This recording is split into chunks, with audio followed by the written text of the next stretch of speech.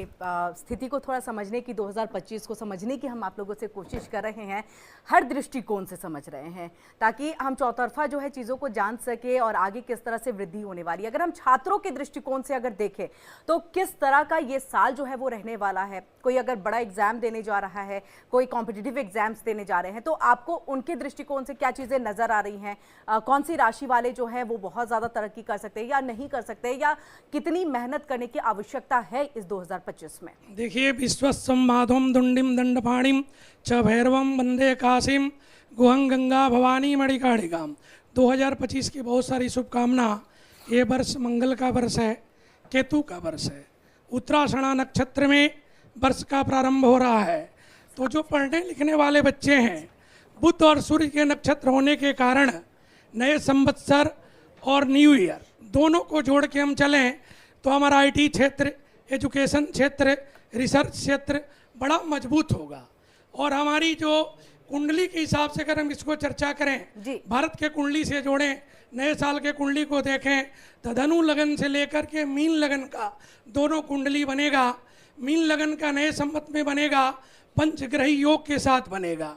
29 मार्च के बाद शनि परिवर्तन करेंगे, मीन राशि में जाएंगे, तो हमारा पढ़ाई भी, एजुकेशन भी, अन्यथा आईटी क्षेत्र के साथ इंपोर्ट एक्सपोर्ट, आयात निर्यात सब क्षेत्र सुधरेगा, फाइनेंस सुधरेगा। हमारा लोहा से लेकर के कॉपर, मेटल, गोल्ड, इसमें भी बड़ी वृद्धि होगी। और बुध के नक्षत्र रेवती जो मिलेगा 30 मार्च को, वो तो विद्या का कारक ही है, एजुकेशन का कारक ही है।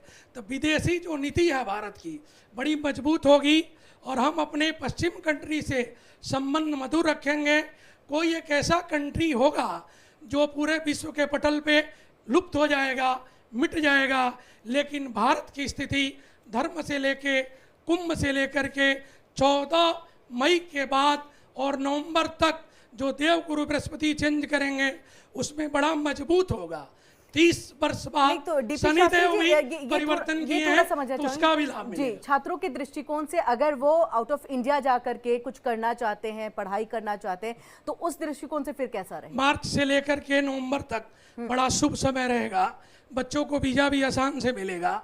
अदर कंट्री में हमारा जो मान सम्मान देवगुरु बृहस्पति से, सरकार के योग से, प्रकृति के योग से जो बढ़ा है, उसमें हमारी ख्याति बढ़ी है। किसी कंट्री में हमारे बच्चे जाएं, किसी कंट्री के बच्चे भारत आ रहे हैं, तो आज का जो युग है वो ऐसा सनातन का युग है कि आप पढ़ाई से लेकर के, धर्म से लेके, संस्कृति, संस्कार, सबका उदय काल हो चुका है। तो 2025 बृहस्पति, मंगल, सूर्य, मंत्री, राजा होने के कारण इस क्षेत्र को मजबूत करेंगे। बड़े आसानी से 2025 में हमारे बच्चे रिसर्च करके, पढ़ाई करके पूरे वर्ल्ड को कुछ ना कुछ प्रदान करेंगे। जी, 2025 की कुंडली क्या कहती है? बच्चों को किस में अपना फ्यूचर बनाना चाहिए, क्योंकि साइंस और टेक्नोलॉजी का जमाना है। कैसा रहेगा साइंस और टेक्नोलॉजी? देखिए, उत्तराषाढ़ा नक्षत्र में 9 वर्ष आ रहा है, तो आईटी क्षेत्र तो रहेगा। आईटी क्षेत्र में बच्चे रहें, साइंस का युग है। और बुध के नक्षत्र में नया वर्ष जो है तो सनातन का युग है। तो जो व्यक्ति अपने क्षेत्र में, जो बच्चे आईटी से हैं, कॉमर्स से हैं, सीए करना चाहते हैं, जो भी लेटेस्ट पढ़ाई करना चाहते हैं, खास करके सूर्य के नक्षत्र होने से पूर्वोत्तर कंट्री, जिस तरह ऑस्ट्रेलिया, यूरोप में जो बच्चे पटल करेंगे, आगे चलेंगे, वहाँ उनका बड़ा कैरियर बनेगा। पश्चिम कंट्री में रसिया और अमेरिका दोनों से हम अपना संबंध मधुर करेंगे बुध के कारण। और मोदी जी के कुंडली में मंगल का वर्ष होने के कारण बुध उनका 11th घर में है, तो हम अपना जीडीपी भी अच्छा करेंगे और बच्चे हमारे ऐसे काम करेंगे कि 2025 एक नई युग का शुरुआत करके हम सबको देगा। और पूरा विश्व भारत की तरफ टकटकी लगा के देख रहा है कि भारत क्या कर रहा है। जिस तरह महाकुंभ में 30 करोड़ लोग स्नान करने जा रहे हैं, गंगा जमुना सरस्वती के महासंगम पे आज सनातन युग का उदय हो गया है, तो सब लोग तो देख ही रहे हैं। शिक्षा का क्षेत्र रहेगा और जीडीपी के, आईटी का, फाइनेंस का ग्रोथ बहुत अच्छा रहेगा। जी, मैं प्रकाश जी आपके पास आना चाहूंगी। यहाँ पर अगर बात करते हैं तो सबसे ज्यादा चिंता होती है कि पढ़ाई के साथ साथ जो पैसा हम कमा रहे हैं उसे इन्वेस्ट कहाँ किया जाए। तो महिलाओं की अगर बात करते हैं तो वो हमेशा, किरण सबसे पहले कहती है कि किसी तरीके से गोल्ड खरीद लें, और जो मेल्स होते हैं वो कहते हैं कि हम स्टॉक मार्केट में लगाएं या प्रॉपर्टी में इन्वेस्ट करें। तो क्या बेस्ट रहेगा प्रकाश जी? देखिए, पहले तो सभी को नववर्ष की हार्दिक शुभकामनाएं। दूसरा, वर्षेश कुंडली में इस बार तीन तीन बड़े राजयोग बन रहे जी। हैं, यानी कि बुधादित्य योग है, शश योग है और कहीं ना कहीं आपका मालव्य योग है। तीन बड़े राजयोग हैं। एक तो जी। वर्षेश कुंडली में 7 साल बाद ऐसा आया है। दूसरी चीज अगर मैं बताऊं कि इस साल का जो राजा है वो भी सूर्य देव है, मंत्री भी सूर्य देव है, और इसका टोटल करेंगे तो मंगल का, और मंगल भूमि कारक है, यानी भूमि में इन्वेस्ट करना अति लाभकर रहेगा। अगर आप प्रॉपर्टी में निवेश कर रहे हैं तो बहुत ही अच्छा है। टेक्नोलॉजी विज्ञान के किसी शेयर पे, सोना चांदी तांबे में अगर आप निवेश कर रहे हैं तो आपके लिए अति उत्तम रहेगा। जी। साथ ही साथ अगर आप एजुकेशन सेक्टर में निवेश कर रहे हैं तो अति उत्तम रहेगा। सबसे अच्छा जो रहेगा, क्योंकि यहाँ पर मालव्य योग बन रहा है, तो स्त्रियों के लिए स्त्री संबंधित जो कोई कार्य है वो करना बहुत लाभकारी है। और सूर्य और राजा भी सूर्य है और मंत्री भी सूर्य है, तो यानी कि अगर देखा जाए तो जनवरी से लेकर और जून तक जी। प्रॉपर्टी के प्राइस और भारत के अंदर जो कह लीजिए कि महंगाई है वो चरम सीमा पे रहेगी, क्योंकि आग एकदम से जलती है और एकदम से बुझती है। फिर जून के बाद से लेकर और दिसंबर के बीच में मेदनीय ज्योतिष के अनुसार आप ये एकदम कह से रहे हैं कि मंदी महंगाई से आएगी। निजात नहीं मिलने वाली है नहीं, हमें। एकदम से अभी तो बढ़ेगी। और अभी एक और चीज मैं बढ़ेगी आपको और- बता दूं कि 14 मार्च से जी। लेकर और जून तक खरपर योग और पंचवर्गीय ग्रह योग बन रहा है, जिसमें युद्ध के हालात भी दिखेंगे। सबसे पहले 2 कंट्रियां बर्बाद होने वाली है, मैं आप यहाँ भविष्यवाणी कर रहा हूँ। एक तो पाकिस्तान के आप बुरे हाल देखेंगे 14 मार्च के बाद, दूसरा बांग्लादेश के आप बुरे हाल देखने वाले हैं। पाकिस्तान तो ऑलरेडी बर्बाद सा ही और है, बर्बाद होता लेकिन हुआ मैं देखेंगे। सोने का भाव जानना और- चाहूंगी, क्या ऊंचाई सोना छुएगा कि नहीं बिल्कुल छुएगा? रिकॉर्ड तोड़, क्योंकि मंगल का साल है, अग्नि का साल है, सोना जो है उससे जलता है, यानी कि अवरोध नहीं पैदा करता, यानी सोना जलता है, तो सोने का रिकॉर्ड तोड़ आपको दिखेगा। मतलब जिन्होंने खरीद रखा है, प्रॉपर्टी अभी तक में बचा भी। रखा है, वो उस टाइम बेचने का टाइम है। हाँ, उसमें- बेचने का टाइम है। और प्रॉपर्टी के अंदर भी जिन लोगों ने इन्वेस्टमेंट कर दिया है 2-2.5 साल से, उनके लिए तो वर्गोत्तम है, वर्गोत्तम, यानी कि प्रॉपर्टी के प्राइस भी एकदम से हाई जाने वाले हैं। जी, यानी तो कि वो इसके- बेच दें। और हाँ। खरीदना क्या है ये बताइए, खरीदें क्या क्या? नया व्यापार आप कर सकते हैं, बुधादित्य योग है, कार्य में परिवर्तन के योग है, नए काम आप कर सकते हैं। खासकर मैं आपको बता दूं, क्योंकि सूर्य राजा सूर्य है और मंत्री भी सूर्य है, तो जो सूर्य से जो मित्रता वाली राशि है, मेष राशि हो गई, वृश्चिक राशि हो गई, सिंह राशि हो गई, कर्क राशि हो गई, ये जो है सूर्य से मित्रता वाली राशियां हैं। या आपकी धनु राशि हो गई, मीन राशि हो गई, इनको नया कुछ काम, नया इन्वेस्टमेंट जरूर करना चाहिए, क्योंकि साल 2025 में हाथ धर के नहीं बैठे। अगर कोई पार्टनरशिप का ऑफर मिले, किसी काम का ऑफर मिले, तो आप जरूर करें, उससे आपको राजा बनने से कोई नहीं रोक सकता। क्योंकि ये जो मंगल है, मंगल भी सेनापति हैं, लेकिन आप सोचें कि हाथ में हाथ धर के और राजयोग एक्टिवेट हो जाएगा तो जन्म पत्रिका हर कोई बाचे, कर्म ना बाचे कोई। आपको कर्म करने पड़ेंगे, आपको जो ऑफर है उसके लिए मेहनत करनी पड़ेगी, और साल 2025 में आपको कामयाबी जरूर मिलेगी। और जैसा कि नीति जी ने भी एक बात कही, मैं उससे सहमत हूं कि ये जो साल है, जो नरेंद्र मोदी जी के लिए, अमित शाह जी के लिए बहुत ही लाभकारी साल रहने वाला। मैं नीति जी से बहुत सहमत हूँ। दूसरी बात भी नीति जी ने बहुत ही अच्छी बोली कि राहुल गांधी जी को हटा के, क्योंकि उनकी कुंडली के अंदर सेंटर के अंदर सूर्य या बृहस्पति होते हैं, तो मंत्री या प्रधानमंत्री या बड़ा पद मिलता है, वो प्रियंका गांधी की कुंडली में है और उनकी बुध की महादशा चल रही है। तो प्रियंका गांधी जी को लेकर अगर वो चलेंगे तो पार्टी का अच्छा ग्रोथ उद्धार हो देखेंगे, जाएगा और थोड़ा। वो देख भी रहे जी, हैं। जी। 2024 में आप देख भी रहे हैं। पर मुझे लग रहा है कि कांग्रेस ने आते आते देरी कर दी, प्रियंका को लाते प्रियंका जी को पहले अगर वो से शायद लाना पहले चाहिए। ले खैर, आते तो बेहतरीन हो आपके जाता। माध्यम से हम लोगों की, हम ज्योतिषियों की बात पहुंच जाए और प्रियंका जी आगे आ जाए तो कांग्रेस का भी उद्धार हो जाएगा, नहीं तो फिर नीचे ही जाएगी कांग्रेस।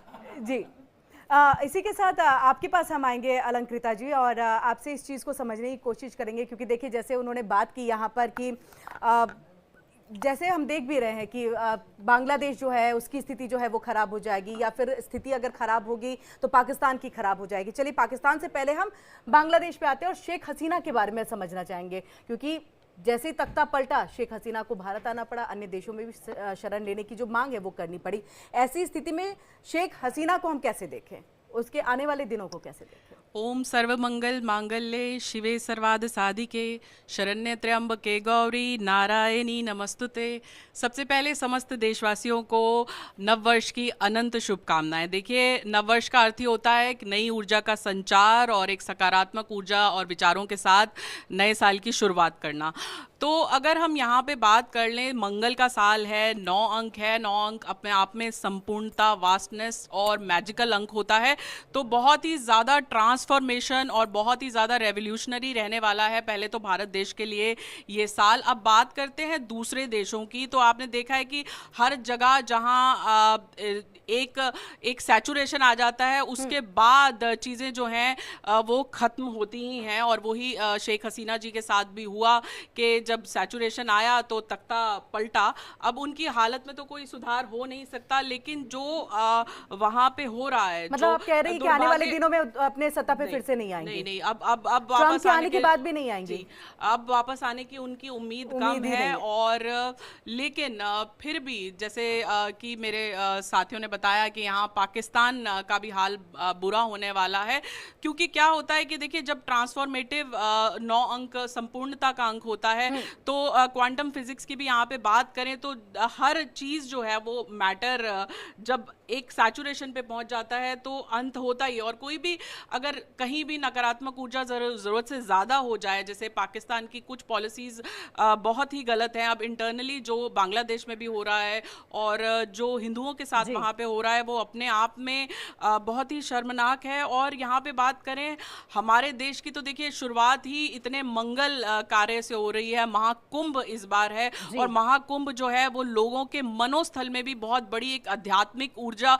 और लोगों को बहुत आध्यात्मिक करके जाने वाला है। लोग इंटरनल जैसे आपने बात शुरू की है, वर्ल्ड लीडर्स की बात की है, तो ट्रम्प का ये टेन्योर पिछली बार से कितना बदलेगा और क्या फ्यूचर होने वाला है इजराइल का, नेतन्याहू का, क्या कुछ रहने वाला है, थोड़ा ये भी बताएं। इंटरनेशनल पॉलिटिक्स, ट्रम्प जब उनका बुरा समय आया था, जब उनके ऊपर बहुत सारे केसेस, जब उन्होंने वो ओवरकम कर लिया, तो अब उनके लिए जो है चुनौतियां कम हो गई हैं। और अब जो समय है वो अपने आप को एज अ लीडर इमर्ज कर चुके हैं, और ये समय अब उनके लिए गोल्डन समय जाने वाला है। लेकिन अब हमें ये नहीं पता कि हम सोच रहे हैं कि हमारे लिए रिलेशंस बहुत बेटर होंगे, पर ऐसा हो सकता है, ऐसा अनुमान है कि वो कुछ ऐसी पॉलिसीज लेकर आए जो आने वाले समय में भारत के लिए जो है वो उतनी सही नहीं हो। अभी देखिए डिजिटलाइज, इस बात से मैं अग्री इसलिए भी कर सकती हूँ क्योंकि जब ट्रम्प जीते थे, जब उनके जीतने की खबर आई थी, तो तुरंत जो है लोगों ने जो है दूसरे देशों के लिए जो है सर्च करना शुरू कर दिया था। कनाडा का वीजा कैसे मिलेगा, ऑस्ट्रेलिया का कैसे मिलेगा,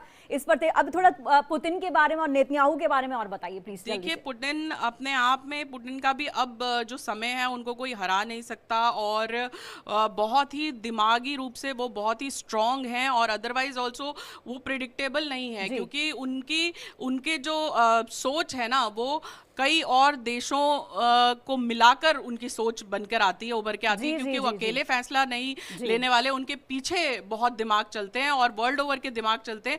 और यहाँ अब बात की जाए हमारे देश के लिए, तो हमारे देश के लिए इतनी बड़ी ट्रांसफॉर्मेशन आएगी, जैसे कि डिजिटलाइजेशन हुआ, एक समय पे 2016 में डीमोनेटाइजेशन हुआ, अब AI का समय है और ऐसे ऐसे टूल्स आ जाएंगे कि हमें हैरानी होगी कि ये बदलाव कैसे आ गया। और जो बच्चे हैं, स्पेशली बच्चों के लिए मैं यहाँ पे प्रेडिक्शन कर दूं कि अब माइक्रोबायोलॉजी, नए नए सब्जेक्ट्स ऐसे आएंगे जहां बच्चे अपना खुद का स्टार्टअप करना शुरू करेंगे, खुद के बिजनेस करना शुरू करेंगे, और एक नई लहर आएगी कि लोग नौकरियां छोड़ के। इस पे बच्चों को क्या सब्जेक्ट लेना चाहिए, पहले तो इन्होंने पूछा ही था कि किसमें करियर आप बना सकते हैं, इस पे हम आगे बातचीत करेंगे। लेकिन शैलेश तिवारी जी भी हमारे साथ जो है वो जुड़े हुए हैं। हम चाहेंगे 2025 को लेकर के वो शंखनाद कर दे और इसी से जो है शुरुआत हो 2025 की, क्योंकि शंख जब बजता है तो शुभ कार्य होते हैं और वो देश के लिए भी बहुत शुभ होता है।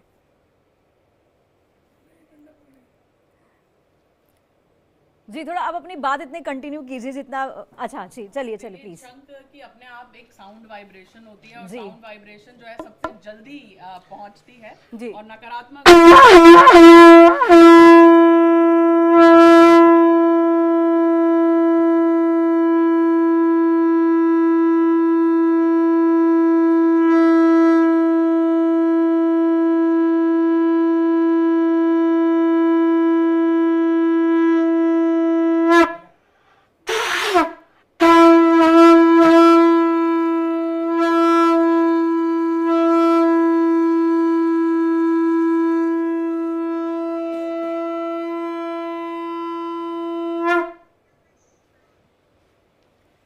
आचार्य जी, आपने शंखनाद के साथ जो 2025 की यहाँ पर शुरुआत की है, हम सभी के लिए बहुत शुभ हो। हमारे दर्शक भी देख रहे हैं और सुन रहे होंगे कि किस तरह से शुभ के साथ जो है हम इसकी शुरुआत भी कर रहे हैं। आगे कई चर्चाएं चली हैं पूजा, लेकिन मुझे लग रहा है सबसे पहले आचार्य शैलेश तिवारी जी के पास जाकर के अगर हम 2025 को लेकर के वो क्या देख रहे हैं, आगे कैसे देख रहे हैं 2025 को? सर देखिए, साल 2025 इसमें शनिदेव, देवगुरु बृहस्पति, राहु और केतु, ये चार जो विशेष ग्रह हैं इनका परिवर्तन योग देता है।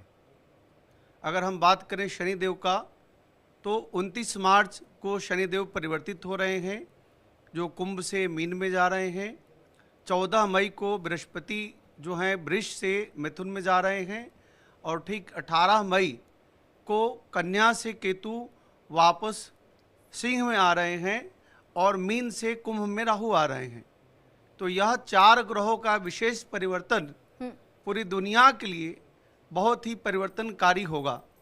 2025 की बात करते हैं, टोटल योग 9 आता है, जिसका स्वामी मंगल है, और मंगल रक्त क्रांति दिखाता है। मंगल कोई सामान्य ग्रह नहीं है, सैनिक के लिए बहुत ही महत्वपूर्ण होता है।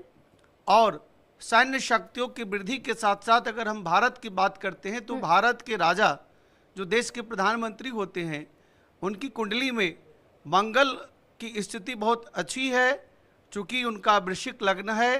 17 सितंबर 1950 का दोपहर 12 बजे का जन्म उनका मेहसाना में है, नरेंद्र मोदी जी का।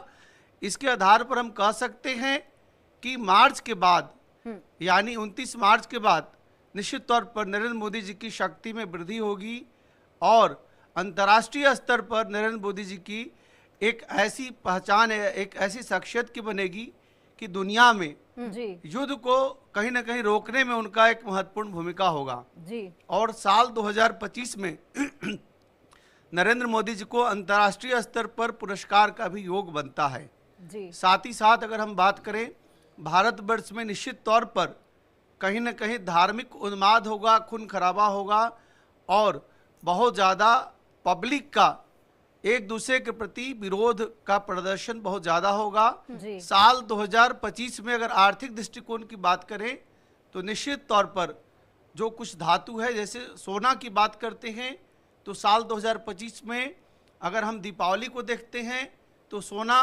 1 लाख से लेकर के 1,25,000 को टच करता हुआ दिखेगा आपको 10 ग्राम का। जी अगर हम बात करते हैं चांदी का, तो चांदी 1.5 लाख से 1.25 लाख तक की और जाता हुआ दिखता है। जी साथ ही साथ भारत में 25% लोग क्रिप्टो करेंसी पर विश्वास रखते हैं, और साल 2025 में क्रिप्टो करेंसी का उछाल होगा।